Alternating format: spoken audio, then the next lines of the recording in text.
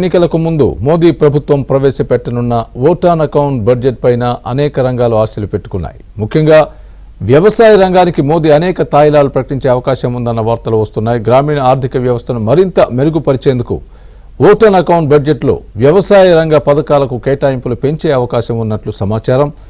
PM Kisan Samman Nidhi సహాయాన్ని రెట్టింపు చేయడమే కాకుండా రైతుల రుణాలను కూడా గణనీయంగా పెంచాలని మోదీ యోచిస్తున్నట్లు తెలుస్తోంది. మరి ఫిబ్రవరి 1వ తేదీన కేంద్ర ఆర్థిక మంత్రి నిర్మలా సీతారామన్ ప్రవేశపెట్టనున్న బడ్జెట్లో వ్యవసాయ రంగ సమస్యలపై ఏ విధంగా స్పందిస్తారోనని అందరూ ఆతృతగా ఎదురు చూస్తున్నారు.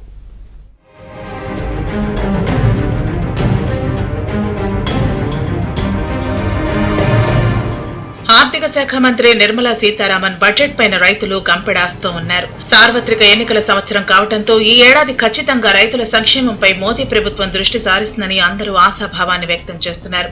అంతేకాకుండా ఈ ఏడాది ఆర్థిక సంవత్సరంలో వ్యవసాయ రంగంలో వృద్ధి రేటు 4% నుంచి 1.8% తగ్గే అవకాశాలున్నాయంటూ ఆర్థిక నిపుణులు అంచనా వేస్తున్నారు.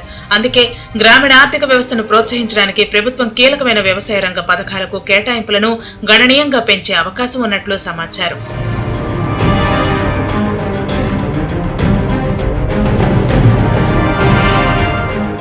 2019 సాధారణ ఎన్నికలకు ముందు సమర్పించిన ఓట్ ఆన్ అకౌంట్ బడ్జెట్ లో పీఎం కిసాన్ సమ్మాన్ నిధిని ప్రకటించింది. పీఎం కిసాన్ సమ్మాన్ నిధి కింద చిన్న సన్నకారు రైతులకు ఏడాదికి 6,000 వరకు కేంద్రం ఆర్థిక సాయం అందించింది. ఈ ఆర్థిక సాయాన్ని ఓట్ ఆన్ అకౌంట్ బడ్జెట్ లో రెట్టింపు చేసే అవకాశం ఉన్నట్లు విశ్వసనీయ వర్గాల సమాచారం. దీంతో పాటు రైతులకు వ్యవసాయ రుణాలను 25 లక్షల కోట్లకు పెంచాలని కూడా మోదీ యోచిస్తున్నారు. ప్రస్తుత ఆర్థిక సంవత్సరంలో రైతు రుణాలు కేవలం 20 లక్షల కోట్లు మాత్రమే ఉంది. వ్యవసాయం, గ్రామీణాభివృద్ధిలో సమ్మిళిత వృద్ధికి కీలక ప్రాధాన్యం ఇవ్వాలని భావిస్తున్న మోదీ ఆ మేరకు ఓట్ ఆన్ అకౌంట్ బడ్జెట్ లో నిర్ణయాలు ఉంటాయని పరిశీలకులు భావిస్తున్నారు. కొత్త గిడ్డంగుల నిర్మాణాన్ని చేపట్టడంతో పాటు ఎరువుల సబ్సిడీలను నేరుగా రైతుల ఖాతాలకే బదిలీ చేయాలని కూడా మోదీ యోచిస్తున్నారు.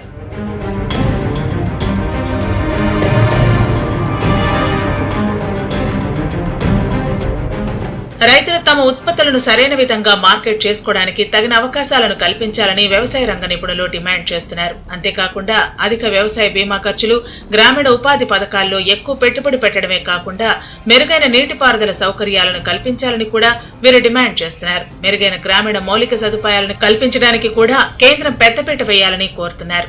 గతేడాది బడ్జెట్ లో వ్యవసాయ రంగానికి 1.25 లక్షల కోట్లను కేటాయించారు. వ్యవసాయ విద్య, పరిశోధన, వ్యవసాయ రైతుల సంక్షేమ పథకాలకు అధిక ప్రాధాన్యతను కల్పించారు. పీఎం కిసాన్ నిధికి కూడా గత బడ్జెట్ లో 60,000 కోట్లు కేటాయించగా డీబీటీ ద్వారా దేశవ్యాప్తంగా ఉన్న 11 కోట్ల మంది రైతులకు సుమారు 2.81 లక్షల కోట్లకు పైగా నిధులను విడుదల చేసినట్లు కేంద్ర ఆర్థిక శాఖ అధికారులు చెబుతున్నారు.